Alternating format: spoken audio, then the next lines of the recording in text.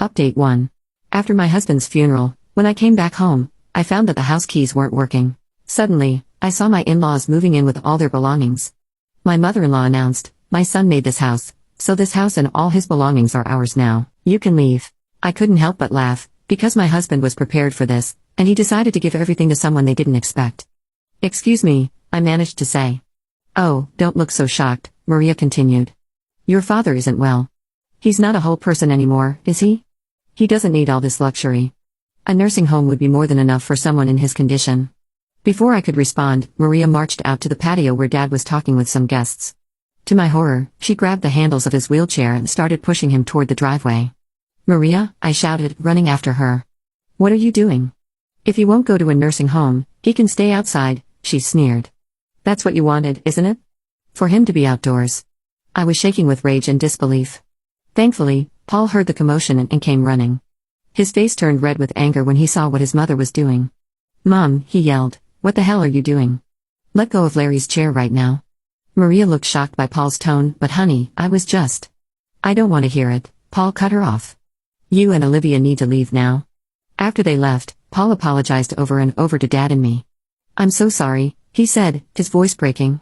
"I had no idea she would do that. I'm just so sorry." Dad reached out and patted Paul's hand. "It's not your fault, son," he said gently. "Some people just can't understand." Life settled into a new routine after that incident. Maria and Olivia kept their distance, which was fine with me. Paul focused on his work, taking on more long-haul routes to help pay for our new home. I split my time between my job at the tax office, taking care of our home, and looking after Dad. 4 years passed quickly. Our life became comfortable and predictable. Paul was on the road most of the time, but when he was home, our little family was happy. Dad's health was stable, and he seemed content spending his days in the garden or working on his editing from home. Then came the call that shattered my world. I was at work when my phone rang. A man's unfamiliar voice greeted me. "Mrs. Walker, this is Officer Andrew from the Highway Patrol." My heart sank. "Yes," I barely managed to say. "I'm sorry to inform you that your husband, Paul Walker, has been in a serious accident." The rest of the conversation was a blur. Words like head-on collision and didn't make it floated around me, but I couldn't understand them. It wasn't until I heard myself thanking the officer and hanging up that the reality began to hit me. Paul was gone. The next week was a fog of grief and disbelief. I went through the motions of planning the funeral like a robot, barely understanding what was happening. The day before the funeral, I gathered my courage and called Maria. I thought she deserved to hear about her son's death from me, not from a newspaper obituary. "Hello," Maria's sharp voice answered. "Maria, it's Julie," I said, my voice trembling. "It's about Paul. He's gone. There was an accident." There was silence on the other end of the line, and then, to my shock, Maria's voice came back dripping with anger. "This is your fault," she hissed. "You made him work so hard, driving that truck to pay for your fancy house. You killed my son." I was stunned. "Maria, save it," she snapped. "I expect you to give him the best funeral money can buy, but don't expect a penny from us. You made your bed, now lie in it." The line went dead. I stood there, phone in hand, tears streaming down my face. How could she be so cruel? How could she blame me for this? The day of Paul's funeral was gray and rainy, matching my mood perfectly. The church was full. Paul was well liked in the community, and it seemed like half the town had come to pay their respects. After the service, as people passed by to offer their condolences, I noticed that Paul's mother and sister were nowhere to be seen. They hadn't even bothered to show up for their own son and brother's funeral. Dad reached out and squeezed my hand. "It's their loss, sweetie. We're family, and we'll get through this together."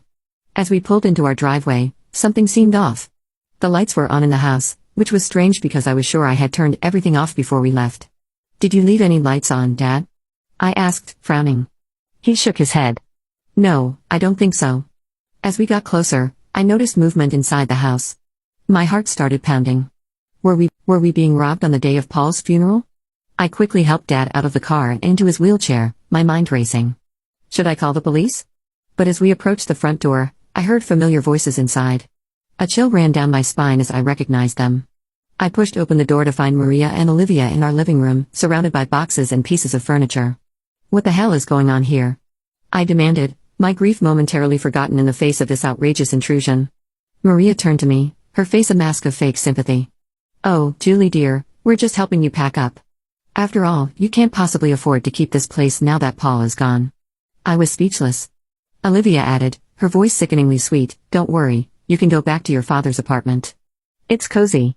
I could feel the anger building inside me. Get out, I said, my voice low and dangerous. Get out of my house right now. Maria had the nerve to look offended. This house belongs to us now. All of Paul's property does. Where's his family, after all? Like hell you are. I exploded. Where were you today at his funeral? Oh, that's right. You couldn't be bothered to show up. Maria waved her hand dismissively. We were busy making arrangements. Now be a good girl and start packing.